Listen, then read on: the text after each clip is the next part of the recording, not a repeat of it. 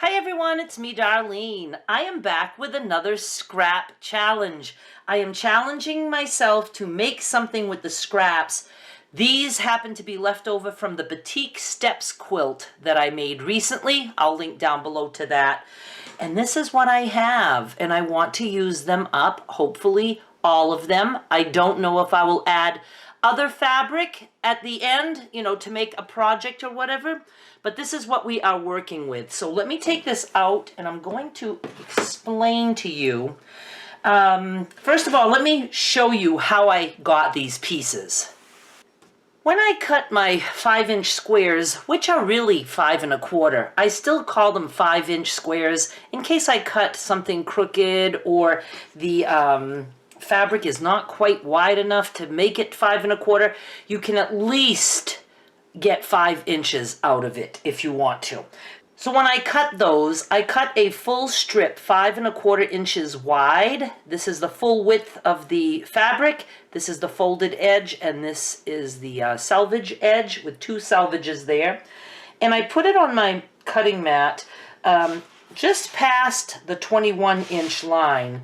And then now, I don't know, I like my new little rotary cutter, which isn't here right now. And I cut at the very end. That gives me my 2 selvages. And then I cut my pieces. And then at this end, I cut just that little piece off, that little fold. And that's what creates these lovely little sticks. And of course I used to throw all those away, and I thought they're just so cute. So that's how I came up with all these scraps. And the reason I have so many is because I did a few quilt kits for this, I think. So I obviously ended up with more scraps than I would have had if I was just making my own quilt top and no one else is, cutting the pre-cuts. This is messy now, so let me sort. I want the batik sticks in one pile, the muslin sticks in one pile, because this is all batik, and then the cream color is all unbleached muslin. So let me do some sorting.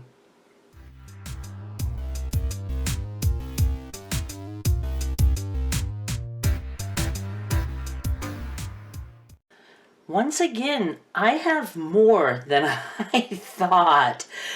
I'm thinking, a little tiny project, but I think after I put all this shit together, we might have some decent size pieces of fabric.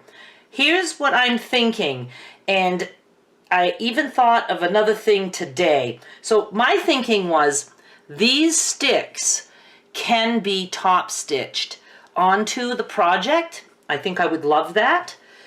And then I thought, of course I could make the fabric and then just top stitch these any old way I felt like after. And I was thinking, the colorful ones could go on the muslin ones can go on here. I wasn't thinking of opening them. I'm just going to leave them on the fold because I think that would be a lot of work to try to open all those, especially these little tiny sticks. I love them so much. So I think I will be leaving them folded. Then I thought today, what I might want to do is instead of top stitching these guys on top of like finished pieces of fabric, I think I'm going to take a piece and send all my pieces through with something on top like that and top stitch those individually. And then if I wanted to cut some of these strips or, make a block and then cut the blocks and turn, I'd have some sticks going vertical, some horizontal. I just think I like that idea better. The thing is, I have more batik than I do the muslin. So obviously I won't have enough muslin sticks to sew on here. I could, if I wanted to, take some of these and fold, but see, I don't want to work that hard at it. So let me think. In case you are wondering, and I wish I would have done that for the last scrap challenge, I'm not weighing the sticks because they're not adding to the size of the fabric. They will just be on top of fabric. But this weighs 3 1/4 ounces. Batik is lighter weight than regular quilt cotton. And this muslin is also lightweight, so I'm thinking about maybe 4 ounces per yard for these guys. I don't know, I'm just guesstimating. So we have less than a yard, but probably at least 3/4 of a yard of fabric here. That's a lot.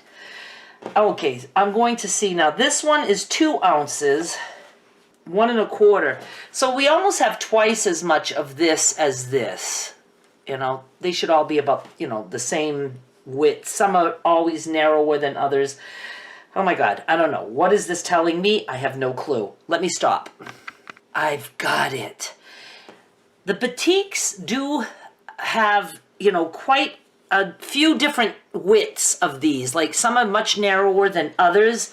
So what I thought I can do is put like maybe a narrower piece to a wider piece or just whatever. Sew those together first, and then I can put the muslin here on that line. And that'll still be nice and wonky, and maybe I'll have enough muslin sticks if I do that. If not, well, I'll do what I can, or maybe I can, I don't know, we'll figure it out.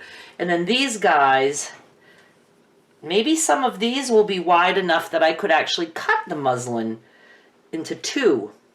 Let me just, I'm going to take you to the machine and let's get started with this.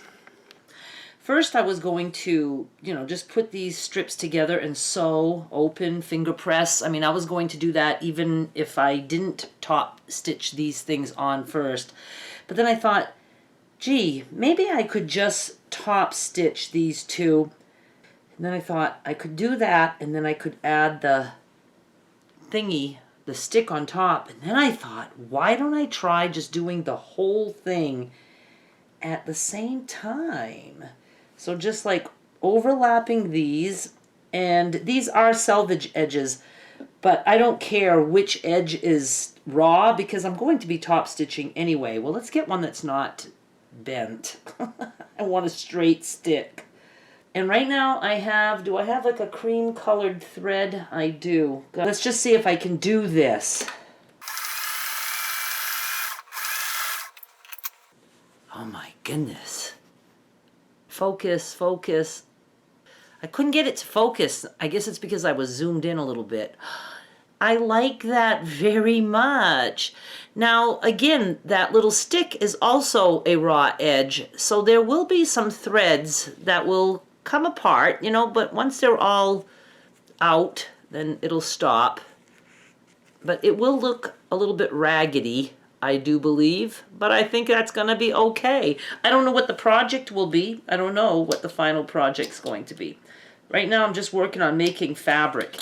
And I could count all these pieces and all these pieces to see, you know, how many more I have of batiks than the others, but I'm not going to do that. So I think I'm going to just, oh, I even love how it's curved a little tiny bit. I might try to do that on purpose. I don't think I'll have to try on purpose. I think it's just going to naturally happen. And I don't even really care if it would be, this isn't the same, but if it would be the same, my goodness, I'm going to have fun with this. Now, since I am going to be doing this little narrow, tiny stick, thin stick, I wanted it to be a little bit more stable, so I did put this selvage edge on top. I don't know, I'm just trying different things. That's going to be hard. That's so tiny, so narrow, I should say, but let's try. Not the easiest thing in the world to do, but I think I will get better at it. A little bit more practice. I want to make sure I'm catching everything. Oh yes, I'm well overlapped. I'm good at overlapping. I might do just this little narrow one right there. It'll be just a little bit of that other batik color showing. See this, the batik was so narrow that I pretty much put the entire piece of batik on top of that yellow piece of batik. Oh, I'm going to like this. This is fun. So let's just see what I've done so far. You know, I have all these guys. 1, 2, 3, 4, 5. Now even just this, I mean, if I wanted to just put this stuff together, look at how big of a piece of fabric that makes. And like I said, if I made a block this way, then I could turn another block this way, and the lines would be going in different directions. Ooh, do love that. But here's what I'm going to do. I'm going to make a bunch of these until it gets to the point where it's not going to be hard to count what's left. And then I'm also going to do a bunch of these. But that's right. Did I say I'm going to just top stitch on one of those? Yes, that's what the plan was for this. Let's do a couple of these. I probably have so many sticks that I probably could do 2.